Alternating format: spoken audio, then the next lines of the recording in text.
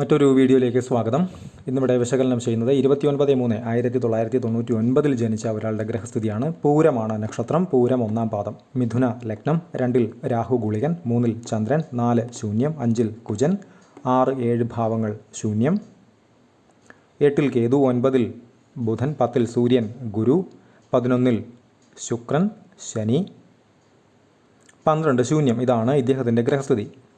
ഈ ഗ്രഹനില പരിശോധിക്കുന്ന സമയത്ത് ആരോഗ്യ സംബന്ധമായിട്ട് ധാരാളം ബുദ്ധിമുട്ടുകളുള്ള ഒരു വ്യക്തിയാണിത് എന്ന് അദ്ദേഹത്തിൻ്റെ മാതാവ് പറഞ്ഞിരുന്നു. അദ്ദേഹത്തിൻ്റെ റിക്വസ്റ്റ് ഉണ്ടായിരുന്നു ഇങ്ങനൊരു വീഡിയോ ചെയ്യണമെന്ന്. അപ്പോൾ അതിനെ തുടർന്ന് തന്നെയാണ് ഈ വീഡിയോ ചെയ്യുന്നത്. ഈ ഗ്രഹനിലയിൽ പ്രധാനമായിട്ടും ലഗ്നാധിപനായിട്ടുള്ള ഗ്രഹം ബുധൻ ശനിയുടെ ക്ഷേത്രത്തിൽ നിൽക്കുന്നു. 9-ൽ നിൽക്കുന്ന രാശിയുടെ അധിപൻ ശക്തനായ ശനി നീചനായി നിൽക്കുന്നു. അതുപോലെ തന്നെ ലഗ്നത്തിലേക്ക് 2-ൽ നിന്നുകൊണ്ട് രാഹുവും ഗുളികനും 12ാമത്തെ ദൃഷ്ടി നടത്തുന്നു. പ്രസ്തുത ഗുളികൻ മനസ്സിൻ്റെയും മാതാവിൻ്റെയും ദേഹ സുഖത്തിൻ്റെയും ഒക്കെ കാരകഗ്രഹമായിട്ടുള്ള പ്രത്യേകിച്ചും ചിങ്ങത്തിൽ നിൽക്കുന്ന ചന്ദ്രനിലേക്ക് ഗുളികൻ്റെ 2ാമത്തെ ദൃഷ്ടി വരുന്നു. അതുപോലെ തന്നെ നീചനായി നിൽക്കുന്ന പ്രത്യേകിച്ചും 8-ാം ഭാവാധിപത്യവും 9-ാം ഭാവാധിപത്യവും വഹിക്കുന്ന ശനി ലഗ്നാധിപൻ തന്നെ ശനിയുടെ ക്ഷേത്രത്തിൽ നിൽക്കുകയും ചെയ്യുന്നു. പ്രസ്തുത നീചനായി നിൽക്കുന്ന ശനി രാഹുവും ഗുളികനും ദൃഷ്ടി ചെയ്യുന്ന ലഗ്നത്തിലേക്ക് തൻ്റെ 3ാമത്തെ ദൃഷ്ടി കൊടുക്കുകയും ചെയ്യുന്നു. അത് കുജൻ്റെ 7ാമത്തെ ദൃഷ്ടി ഏറ്റുവാങ്ങിയ ശേഷമാണ് ശനി തൻ്റെ 3ാമത്തെ ദൃഷ്ടി ലഗ്നത്തിലേക്ക് കൊടുക്കുന്നത്. ആരോഗ്യ സംബന്ധമായിട്ടുള്ള കാര്യങ്ങൾക്ക് അങ്ങേയറ്റം മോശമായിട്ടുള്ള ഒരു ഗ്രഹനില തന്നെയാണ് നിർഭാഗ്യവശാൽ ഈ ഗ്രഹനില. അപ്പോൾ അദ്ദേഹത്തിൻ്റെ മാതാവ് തന്നെ പറഞ്ഞിരുന്നു, വളരെ നെഗറ്റീവായിട്ടുള്ള ഒരു മൈൻഡ് സെറ്റ് അദ്ദേഹത്തിനുണ്ട്. അല്പം ഹൈപ്പർ ആക്റ്റീവാണ്, മുൻകോപം കൂടുതലാണ്. അതേപോലെ തന്നെ അല്ലാതെ ആരോഗ്യ പ്രശ്നങ്ങളും ഇദ്ദേഹത്തിന് ഉണ്ട്. അതിവിടെ വിശദമാക്കുന്നില്ല. ഇതിൽ ഈ ലഗ്നത്തിലേക്ക് വരുന്ന രാഹുവിൻ്റെയും ഗുളികൻ്റെയും ദൃഷ്ടി എന്ന് പറയുന്നത് ഒട്ടുമേ നല്ലതല്ല. പ്രത്യേകിച്ച് ഏതൊരു ഗ്രഹനിലയിൽ ഏതൊരു പൊസിഷനിലും രാഹു ഗുളികൻ കോമ്പിനേഷൻ ഒന്നിച്ചാണ് നിൽക്കുന്നതെങ്കിൽ അങ്ങേയറ്റം ശ്രദ്ധ നിർബന്ധം തന്നെയാണ്. അങ്ങനെ നിൽക്കുന്ന ഗുളികൻ ചന്ദ്രൻ പോലെയുള്ള ഗ്രഹങ്ങളിലേക്ക് ദൃഷ്ടി ചെയ്തു കഴിഞ്ഞാൽ മനസ്സ് സംബന്ധമായിട്ടുള്ള ബുദ്ധിമുട്ടുകൾക്കുള്ള സാധ്യത വളരെ കൂടുതലും ആണ്. മാത്രവുമല്ല ഇദ്ദേഹത്തിൻ്റെ 5-ൽ കുജൻ നിൽക്കുന്നു. കുജൻ 5-ലൊക്കെ നിന്ന് കഴിഞ്ഞാൽ അത്തരം ആളുകൾ പൊതുവേ ഒരല്പം ഹൈപ്പർ ആക്റ്റീവായിട്ട് പെരുമാറാറുണ്ട്. പൊതുവേ മുൻകോപം, ദേഷ്യം, വാശി, കടുംപിടുത്ത സ്വഭാവം, ഞാൻ പറയുന്നതാണ് കാര്യം എന്ന ഒരു ചിന്ത ഇത്തരക്കാർക്ക് ധാരാളമായിട്ട് കണ്ടുവരാറുമുണ്ട്. മാത്രവുമല്ല 5-ാം ഭാവാധിപനായിട്ടുള്ള ഗ്രഹം ഇവിടെ ശുക്രനാണ്, മനസ്സിൻ്റെ സ്ഥാനത്തിൻ്റെ അധിപൻ. പ്രസ്തുത ശുക്രൻ നീചനായി കുജൻ്റെ ദൃഷ്ടിയിൽ നിൽക്കുന്ന ശനിയോടൊത്താണ് നിൽക്കുന്നത്. നല്ലതല്ല. മനസ്സിൻ്റെ പ്രവർത്തനങ്ങളുമായി ബന്ധപ്പെട്ടിട്ടുള്ള എന്തെങ്കിലുമൊക്കെ ബുദ്ധിമുട്ടുകൾ ഇത്തരം ആളുകൾക്ക് ധാരാളമായിട്ട് കണ്ട് വരാറുണ്ട്. അതുപോലെ തന്നെ ഇദ്ദേഹത്തെ സംബന്ധിച്ച് ഈ കുജൻ 5-ൽ നിൽക്കുന്നത് ഹൈപ്പർ ആക്റ്റീവായിട്ട് കാര്യങ്ങളെ കാണുന്നതിനും പ്രവർത്തിക്കുന്നതിനും കാരണം ആകാറുണ്ട്. ഇദ്ദേഹത്തിൻ്റെ മാതാവ് തന്നെ പറയുകയുണ്ടായി, ഇദ്ദേഹത്തോട് കാര്യം പറയുന്നതിന് മുൻപ് എന്തെങ്കിലുമൊക്കെ സൂത്രബുദ്ധികൾ ഉപയോഗിച്ചാണ് ആ കാര്യം പറഞ്ഞ് മനസ്സിലാക്കാൻ ശ്രമിക്കാറ് എന്ന്.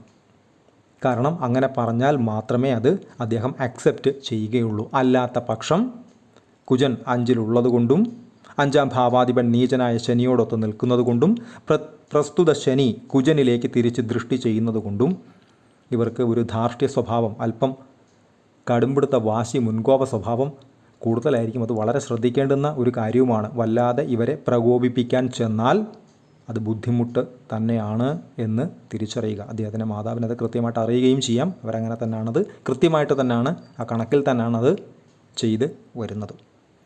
അതുപോലെ തന്നെ ഇദ്ദേഹത്തിൻ്റെ ഈ ലഗ്നാധിപൻ ആയിട്ടുള്ള ഗ്രഹം ബുധൻ, പ്രത്യേകിച്ചും ബുധ ലഗ്നങ്ങളായി കഴിഞ്ഞാൽ അതിനൊരു പ്രത്യേകമുണ്ട്. പരമാവധി രാഹു ഗുളിക ബന്ധങ്ങൾ, ശനിയുടെയൊക്കെ ബന്ധങ്ങൾ വന്നാൽ അത് പ്രത്യേകം ഒന്ന് കരുതണം. അതിൽ തന്നെ രാഹുവും ഗുളികനും അറിവിൻ്റെയും ബുദ്ധിയുടെയും കാരക ഗ്രഹമാണ് ബുധൻ. അത് ശനിയുടെ ക്ഷേത്രത്തിൽ നിൽക്കുകയും പ്രസ്തുത രാശിയുടെ അധിപൻ ആയിട്ടുള്ള ശനി നീചനാവുകയും ചെയ്താൽ അവർക്ക് അറിവ്, ബുദ്ധി സംബന്ധമായിട്ടുള്ള എന്തെങ്കിലും ഇൽനെസ് ഒക്കെ ഉണ്ടാകാനുള്ള ഒരു സാധ്യത അവിടെ ഉണ്ട്. അറിവിനെ കുറയ്ക്കുക, ബുദ്ധിയെ ഏതെങ്കിലും രീതിയിൽ ബാധിക്കുക പോലെയുള്ള കാര്യങ്ങൾ.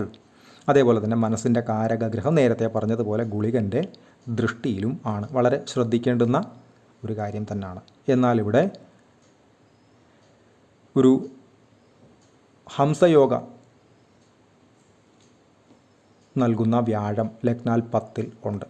അപ്പോൾ ചില ആളുകളൊക്കെ വിളിച്ച് ചോദിക്കാറുണ്ട്, ഹംസയോഗമൊക്കെ ഉണ്ടായിട്ടും എന്തുകൊണ്ടാണ് പോസിറ്റീവായിട്ടുള്ള കാര്യങ്ങൾ ജീവിതത്തിൽ സംഭവിക്കാത്തത് എന്ന്. ഇവിടെ ഈ ഹംസയോഗം കൊടുത്ത് നിൽക്കുന്ന വ്യാഴം ഒന്ന് സൂര്യനോടൊത്തും നിൽക്കുന്നു, അത് പിന്നെയും പോട്ടെ എന്ന് വയ്ക്കാം. പക്ഷേ ഇവിടെ അതിനെയൊക്കെ വെട്ടുന്ന രീതിയിൽ ലഗ്നവും ലഗ്നാധിപനും 5-ാം ഭാവവും 5-ാം ഭാവാധിപനും ചന്ദ്രനും എല്ലാം പ്രശ്നത്തിലായിപ്പോയി.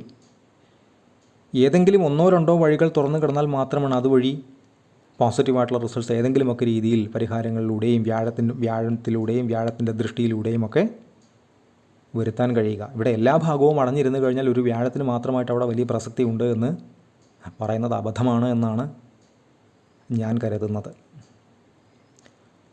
വളരെ ശ്രദ്ധിക്കേണ്ടുന്ന പാറ്റേണിൽ, പ്രത്യേകിച്ചും ആരോഗ്യ സംബന്ധമായിട്ടുള്ള കാര്യങ്ങളിലൊക്കെ വളരെ ശ്രദ്ധ കൊടുക്കേണ്ടുന്ന കാറ്റഗറിയിലുള്ള ഒരു ഗ്രഹസ്ഥിതി തന്നെയാണ് ഇത്.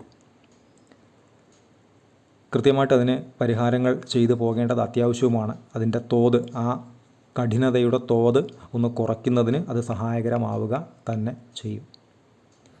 അതേപോലെ തന്നെയാണ് ഇദ്ദേഹത്തിൻ്റെ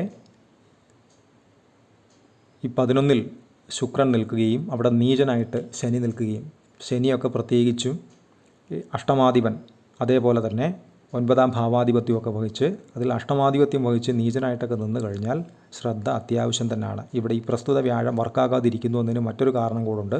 ഗുളികനോടൊത്ത് നിൽക്കുന്ന രാഹുവിൻ്റെ 9-ാമത്തെ ദൃഷ്ടിയിലാണ് ഇവിടെ വ്യാഴം നിൽക്കുന്നത്. അപ്പോൾ സ്വതസിദ്ധമായിട്ടുള്ള ശൈലിയിൽ വ്യാഴത്തിൻ്റെ പ്രവർത്തനത്തെ അത് ഗൗരവപരമായി ബാധിക്കാനുള്ള സാധ്യത വളരെ കൂടുതൽ തന്നെയാണ്. അതേപോലെ തന്നെയാണ് ഇദ്ദേഹത്തിൻ്റെ ഈ 6-ാം ഭാവാധിപൻ, രോഗസ്ഥാനത്തിൻ്റെ അധിപൻ, 3, 4, 5, 6 കുജനാണ്. അത് 5-ൽ നിൽക്കുന്നു. അവിടേക്ക് ശനിയുടെ 7-ാമത്തെ ദൃഷ്ടി വരുന്നു. മാത്രവുമല്ല ഇത് ഗുളിക ഭവനാധിപനായിട്ടുള്ള ചന്ദ്രനാണ്. എന്ന് വെച്ചാൽ ചന്ദ്രൻ്റെ ഭവനത്തിൽ ഗുളികൻ വസിക്കുന്നു. കൂടെ ശക്തനായ രാഹുവും ഉണ്ട്. അപ്പോൾ മനസ്സിൻ്റെ പ്രവർത്തനങ്ങളുമായി ബന്ധപ്പെട്ടിട്ടുള്ള കാര്യങ്ങൾക്ക് അത്ര നല്ല ഒരു ഗ്രഹനിലയല്ല ഇത്. ഇതെല്ലാം അദ്ദേഹം നിലവിൽ ആ മാതാവ് ഫേസ് ചെയ്യുന്ന കാര്യങ്ങൾ തന്നെയാണ്. അതേപോലെ തന്നെ ചില ആളുകൾ വിളിച്ചിട്ട് പറയാറുണ്ട്, ഇന്നലെ തന്നെ ഒരാൾ വിളിച്ച് പറയുകയുണ്ടായി, നെഗറ്റീവായിട്ടുള്ള കാര്യങ്ങൾക്ക് കൂടുതൽ പ്രാധാന്യം കൊടുക്കുന്നുവെന്ന്. ഈ ഗ്രഹനില കംപ്ലീറ്റ് നെഗറ്റീവാണ്. ഇതിൽ പോസിറ്റീവായിട്ട് ഞാനൊന്നും കാണുന്നില്ല. സാധാരണ മനുഷ്യ ജീവിതവുമായി ബന്ധപ്പെട്ട് പോസിറ്റീവായിട്ടൊന്നും കാണുന്നില്ല. ഉപരി അദ്ദേഹത്തെ കെയർ ചെയ്യുന്ന മാതാവ് തന്നെ പറയുന്നു എല്ലാം നെഗറ്റീവായിട്ടാണ് കാര്യങ്ങൾ പോയിക്കൊണ്ടിരിക്കുന്നത് എന്ന്. അപ്പോൾ ഇത് കണ്ടിട്ട് MT സാറിൻ്റെ നോവൽ കാണുന്ന ലാഘവത്തിൽ ഒരു വീഡിയോ ചെയ്യാൻ സാങ്കേതികമായി എനിക്ക് ബുദ്ധിമുട്ടുണ്ട്. അങ്ങനെ ചെയ്യാൻ തൽക്കാലം സൗകര്യപ്പെടുന്നുമില്ല. പിന്നെ ഒരാൾ നെഗറ്റീവായിട്ടുള്ള ഒരു വീഡിയോ കാണുന്നു, അദ്ദേഹത്തിന് അത് ഇഷ്ടപ്പെട്ടില്ല എങ്കിൽ സ്കിപ്പ് ചെയ്യാം, മുന്നോട്ട് പോകാം. ഇത് തന്നെ കുത്തിയിരുന്ന് കാണണമെന്ന് ഞാൻ ആരോടും റിക്വസ്റ്റ് ചെയ്തിട്ടില്ല. ഈ ചാനലിലെ ഒരു വീഡിയോയുടെ അവസാനവും ഈ ചാനൽ സബ്സ്ക്രൈബ് ചെയ്യണമെന്നോ ഷെയർ ചെയ്യണമെന്നോ ലൈക്ക് ചെയ്യണമെന്നോ ആരോടും ഞാൻ പറഞ്ഞിട്ടില്ല. അപ്പോൾ അങ്ങനെയുള്ള ടിപ്പിക്കൽ ചൊറി സ്വഭാവമുള്ള ആളുകൾ അത്തരം പ്രവണതകളിൽ നിന്നും ഒഴിഞ്ഞു നിന്നാൽ അവർക്ക് നല്ലത്. അതല്ലാത്ത പക്ഷം എൻ്റെത് ചിങ്ങലഗ്നവും ലഗ്നാധിപൻ സൂര്യനും അത് കുജനോടൊത്ത് നിൽക്കുകയും ലഗ്നത്തിലേക്ക് രാഹുവും ശനിയും ദൃഷ്ടി ചെയ്യുന്ന ഒരാളും ആണ് ഞാൻ. അപ്പോൾ അത്തരക്കാരോട് എങ്ങനെ പ്രതികരിക്കുമെന്ന് അരയും മുറിയും ജ്യോതിഷമൊക്കെ പഠിച്ച് വിളിക്കുന്ന ആളുകളൊന്ന് ചിന്തിച്ചാൽ വളരെ നല്ലത്. ഇദ്ദേഹത്തിൻ്റെ ദശകൾ എടുത്തു കഴിഞ്ഞാൽ ശുക്രദശയിലായിരുന്നു ജനിച്ചത്. 2018 വരെയാണ് ശുക്രൻ. അതിനുശേഷം സൂര്യൻ 2024 വരെ. അതിനുശേഷം 10 കൊല്ലം ചന്ദ്രൻ 2034 വരെ. അതിനുശേഷം കുജൻ 2041 വരെ. അതിനുശേഷം രാഹു 2059 വരെ. അതിനുശേഷം ഗുരു ശനി എന്നീ ക്രമത്തിലാണ് ഇദ്ദേഹത്തിൻ്റെ ദശകൾ കടന്നു പോകുന്നത്. അതിൽ തന്നെ ചന്ദ്രനിൽ രാഹുവാണ് ഇദ്ദേഹത്തിന് നിലവിൽ നടക്കുന്നത്. നല്ലതല്ല, വളരെ ശ്രദ്ധിക്കേണ്ടുന്ന ഒരു സമയം തന്നെയാണ്. 2025 ഡിസംബർ 4 തൊട്ട് 2027 ജൂൺ 5-ാം തീയതി വരെ എല്ലാ കാര്യങ്ങളിലും, പ്രത്യേകിച്ച് മനസ്സിൻ്റെ പ്രവർത്തനങ്ങൾ, ചിന്താരീതികളെ, പ്രവർത്തിക്കുന്ന കാര്യങ്ങൾ, പ്രകോപിതൻ ആകുന്ന സാഹചര്യങ്ങളിൽ നിന്നും ഇദ്ദേഹവുമായി ബന്ധപ്പെട്ടവർ പരമാവധി വിട്ടുനിൽക്കുന്നത് അങ്ങേയറ്റം നല്ലതാണ്. മാത്രവുമല്ല രാഹുവിനോടൊത്ത് ഗുളികനുണ്ട്. വളരെ ശ്രദ്ധിക്കേണ്ടുന്ന ഒരു സമയത്തിലൂടെയാണ് ഇദ്ദേഹം കടന്ന് പോയിക്കൊണ്ടിരിക്കുന്നത്. പെയ്ഡ് കൺസൾട്ടേഷൻ ആവശ്യമുള്ള ആളുകൾ ഈ നമ്പറിൽ കോൺടാക്റ്റ് ചെയ്യാവുന്നതാണ്. കോൺടാക്ട് ഡീറ്റെയിൽസ് ഡിസ്ക്രിപ്ഷനിൽ കൊടുത്തിട്ടുണ്ട്. ഇത്തരം വീഡിയോസ് ഇനിയും തുടരും. നന്ദി.